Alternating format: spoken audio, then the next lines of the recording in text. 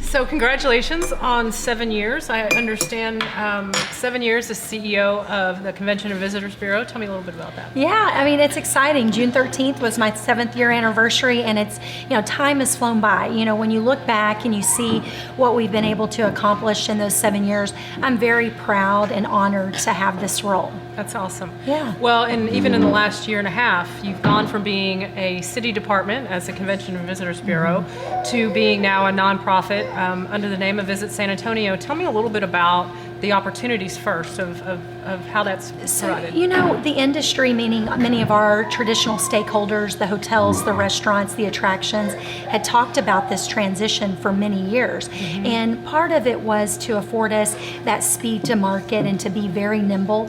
But one of the things that I noticed in my 5 years back then, 5 years here, is that our budget had remained relatively flat. When I started looking at our comp set around the state, such as Dallas and Houston, their budget was growing significantly. And why that's important is because all of a sudden they started getting into our market that we're so successful, which is that leisure market. Right. So they were able to kind of get into what we've always been known for. Well, then that kind of leads into a second question too that I have. I mean, obviously there's a lot going on. There's a lot of conversation in the media and in the community right now about the public improvement district that's been proposed. Tell me a little bit about the thinking behind something like that and how you think that might benefit San Antonio and our efforts. It's a little bit different than what people know of as a business improvement district, for example, that Centro San Antonio has. Right.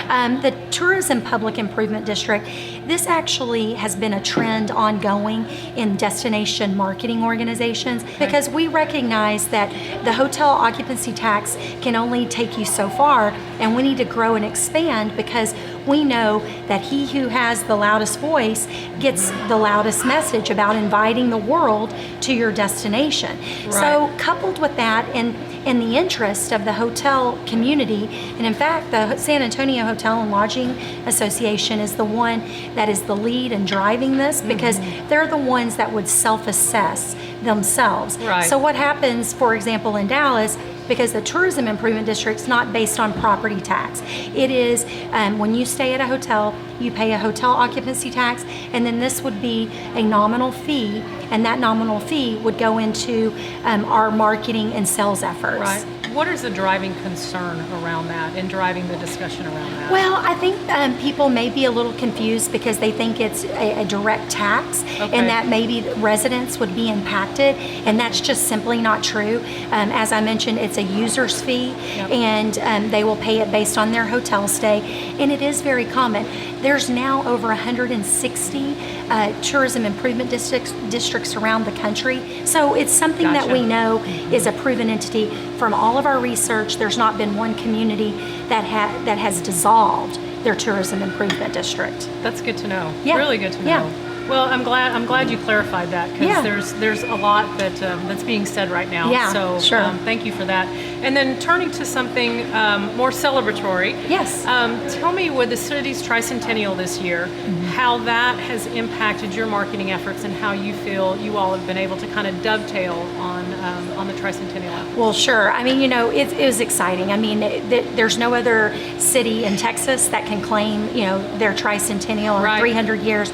So we knew that this would give another voice for San Antonio as we invite people to come here, whether it's for their conventions or just for their vacations. And so we've integrated the messaging about tricentennial all throughout all of our marketing, and we've done a lot of PR efforts across the country and frankly internationally, telling people about our tricentennial and inviting them, because there's not many U.S. cities that have been, for 300 years. And again, it just gives us additional exposure as a destination. Well, and on top of that, this year we had the wonderful showing that we had with Final Four. Oh, no question. And everyone I've talked to, it was glowing reviews. Everyone really felt like we were elevated on a national and international stage. tell me what you're hearing in that, or how you expect that to have an impact on our efforts as well. Well, Visit San Antonio, we were great to be partners along with the local organizing committee, UTSA, San Antonio Sports, and of course the city of San Antonio, because many of their departments certainly help service something as the Final Four.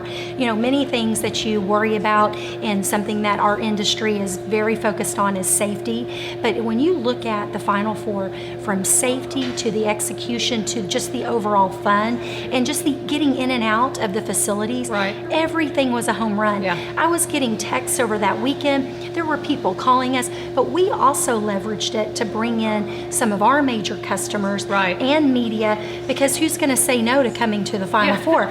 So, it was a great way to bring executives in, showcase what we could do. Well, on that note too, the ties between convention and visitors and tourism, et cetera, those dollars, and also tell me a little bit about your philosophy, because it's so well aligned with our economic development efforts. It is. What role does that play? How Sure. do you see these two working together to grow our city? Well, one of the things we've strived, especially over the last couple of years, is that we are partners with the Economic Development Foundation, and of course in partnership with the Economic Development Department of the city. Mm-hmm. But Jenna Saucedo, their CEO, serves on our board. Mm-hmm. And so we're in tandem. So one of the things that we do is we have a program called Connect SA, where we will focus on bringing in conventions in some of the leading industry sectors of San Antonio, as well as emerging industry sectors. And succinct to say, everything seems to be in alignment. Things in our community are moving. We have 66 new people moving here a day. Right. It's a great time to be from Right. San Antonio, and it's a great time to be part of this community. And I really appreciate you joining us today. Absolutely. This has been it's been a lot of fun catching up with you. Is there anything else that... No, I just want to share the message that, we need to be proud to be San Antonians, not have inferiority complex to any other Yes. city, because we are a major destination with the culture and the diversity that people want to be a part of. And so we all need to be proud as local citizens. I agree completely. Yeah. Thank you again for joining us. Absolutely. All right. Thank you.